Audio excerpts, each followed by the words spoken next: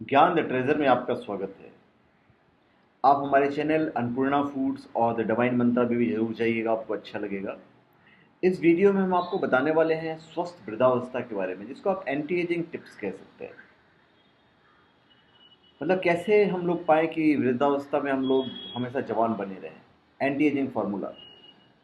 बुढ़ापे की अवस्था हर मनुष्य के जीवन का एक ऐसा अंग है जब अंग प्रत्यंग ढीले पड़ जाते हैं, चेहरे से रौनक और शरीर से स्फूर्ति भी चली जाती है, गायब हो जाती है। ज्यादातर मनुष्यों में इस अवस्था में अनेक प्रकार के रोग उत्पन्न हो जाते हैं। ऐसे में उनका मन भी उत्साहहीन हो जाता है। परंतु क्या वास्तव में जीवन का अंतिम छोर इस प्रकार का होना चाहिए? क्या हम बुढ़ापे की रूपरेखा को बदल नहीं सकते? शरीर में धीरे धीरे कमजोरी आने लगती है और चयापचय के कार्य मंद पड़ जाते हैं। चेहरे पे झुर्रियां और रंगत में असंतुलन आ जाते हैं। धब्बे और झाइयां पड़ जाती है। माथे, गालों और गले पर झाइयां आना एक आम बात है। बुढ़ापे को लाने में दो कारक विशेष रूप से कार्यरत होते हैं, जिनमें से एक बाह्य कारण है और एक आंतरिक कारण है। यदि सूर्य के प्रकाश की तीव्रता वात के क्षेत्र में अधिक है और सूर्य की किरणों नित्य ही शरीर को दृढ़ समय तक स्पर्श करती है, तो यह बुढ़ापे को अति तीव्र कर देती है। रेगिस्तान में सूखे क्षेत्र में रहना, गर्म हवाएं, चिंता, तनाव, धूम्रपान, अनुचित और आवश्यकता से कम भोजन सेवन करना, खारा पानी, व्यायाम न करना या फिर अधिक ठंडी और खुशी के मौसम में रहना। और दूसरा महत्वपूर्ण कारण है शरीर के प्राकृतिक रूप से समय के साथ छिन्न होना। अभी कारण हर चीज का कारण होता है, तो बुढ़ापे के लक्षण होते हैं।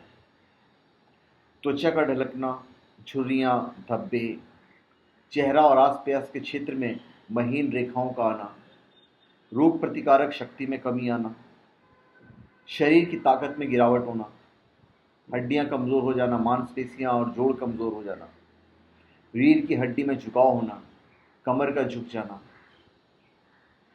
आयुर्वेदिक उपचार का लक्ष्य केवल बुढ़ापे के लक्षणों को रोकना ही नहीं है, अपितु शरीर को नियमित रूप से कार्यान्वित रखना भी है। शरीर में ऊर्जा का उपार्जन कर चित्त को शांत रखना आयुर्वेदीय विधान है। वास्तव में वात के बढ़ जाने से समय से पूर्व ही बुढ़ापा आ जाता है। अधिक उम्र के व्यक्तियों में बुढ़ापा बढ़ जाता है। चिकित्सा पद्धति में आंतरिक अंगों की कार्यशीलता को बढ़ना तथा बाहर से लक्षणों की रोकथाम में से सहायता मिलती है। जिन लोगों की त्वचा, बाल रूखे और शुष्क होते हैं, समझ लिए उनमें वात दोष की प्रधानता है। आयुर्वेदिक चिकित्सा पद्धति वात, पित्त और कफ तीनों में संतुलन स्थापित करती है। आमतौर पर उपलब्ध औषधीय भोज्य पदार्थ जैसे हल्दी, नीम, शहद और आंवला, इन सब के प्रयोग से तथा अंतःकरण में व्याप्त नकारात्मक विचारों को मुक्त करने मनुष्य एक स्वस्थ और दीर्घ जीवन को प्राप्त करता है। अभी बुढ़ापे के लक्षण हटाने के कुछ बाहरी साधन हैं, जैसे चंदन की लकड़ी का तेल, रोजवुड का तेल। इन दोनों को बराबर मात्रा में लेकर बराबर मात्रा में तिल के तेल में इन्हें मिश्रित करें। आप चाहें तो बादाम रोगन में भी इन्हें मिश्रित कर सकते हैं। झुर्रियों को हटाने का यह सर्वश्रेष्ठ साधन है। नींबू के रस की कुछ बूंदें मुंह पर लगाने अथवा टमाटर का रस मुख पर लगाने से चेहरे की त्वचा से दाग धब्बियां गायब हो जाते हैं। यदि आलू और टमाटर का रस लगाया जाए तो इससे चेहरा खिल जाता है। सेब का गुदा मुल्तानी मिट्टी में मिलाकर लगाने से भी चेहरा निखर जाता है। कुछ बादाम की गिरियों को भिगोकर रखें, इन्हें पीसकर मलाई में मिश्रित कर लें और इस मिश्रण को चेहरे पर लगाएं। इससे चेहरा निखरा हुआ लगेगा तथा त्वचा मुलायम और तनी हुई रहती है। शहद का प्रयोग कर सकते हैं, इससे चेहरे पर नमी बनी रहती है और इससे अनचाहे बालों से छुटकारा मिलता है। अभी बुढ़ापे में जो भोजन करना चाहिए, एंटी एजिंग डाइट, वो मैं आपको बता देता हूँ। फाइबर युक्त भोजन का सेवन करें। साबुत दालें, चोकर युक्त आटा, छिलके वाला चावल।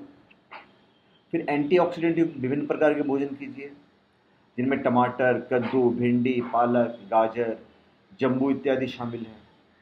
राजमा, स्ट्रॉबेरी, नींबू, संतरा और दालचीनी का प्रयोग करें।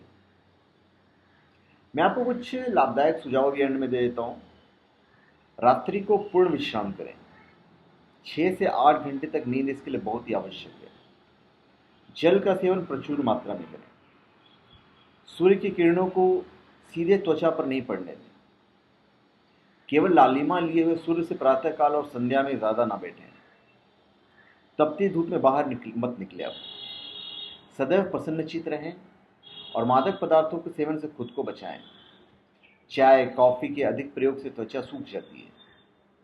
अपनी प्रकृति के अनुसार आयुर्वेदीय परामर्श और चिकित्सा लेना भी हितकर है। अभी एक भ्राजक पित्त होता है, इसे प्रदीप्त रखने से बुढ़ापा का दुष्प्रभाव शरीर पर नहीं होगा। यह कार्य ऊपर योगाभ्यास और जो मैं औषधियाँ बताने जा रहा हूँ उसके द्वारा सहजता से किया जा सकता है। जैसे पंचकर्म है, विश्राम और 2 घंटे तक विशिष्ट पद्धतियों तथा पूर्णवासन क्रिया का प्रयोग करना चाहिए, जिसमें अभ्यंग, शिरोधरा, उद्रत्वन, स्वेदना, नास्यमय शामिल है।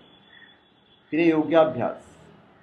नित्य प्रति योगाभ्यास करने से शरीर में प्राण ऊर्जा का संचार भरपूर मात्रा में रहता है और इससे मस्तिष्क को स्नेहन मिलता है।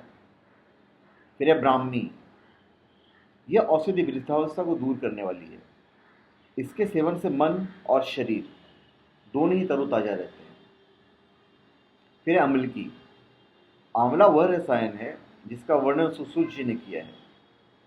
यह शरीर को पुष्टि प्रदान कर कोशिकाओं को एंटीऑक्सीडेंट से बचाता है। फिर है शिलाजीत। यह हिमालय में पाया जाने वाला राल से बना हुआ पदार्थ है जो गहरी रंगत लिए हुए है। इसे विभिन्न प्रकार से शुद्ध किया जाता है तथा अलग अलग प्रकार से इस्तेमाल भी किया जाता है। फिर कुमकुमादि तेल। यह तेल कुमकुम और 15 अन्य औषधियों के संयोग से बना हुआ है, जिन्हें फिर तिल के तेल में मिश्रित किया जाता है। तो धन्यवाद। आप हमारे चैनल पर सब्सक्राइब करें और अपने कमेंट दीजिए। धन्यवाद।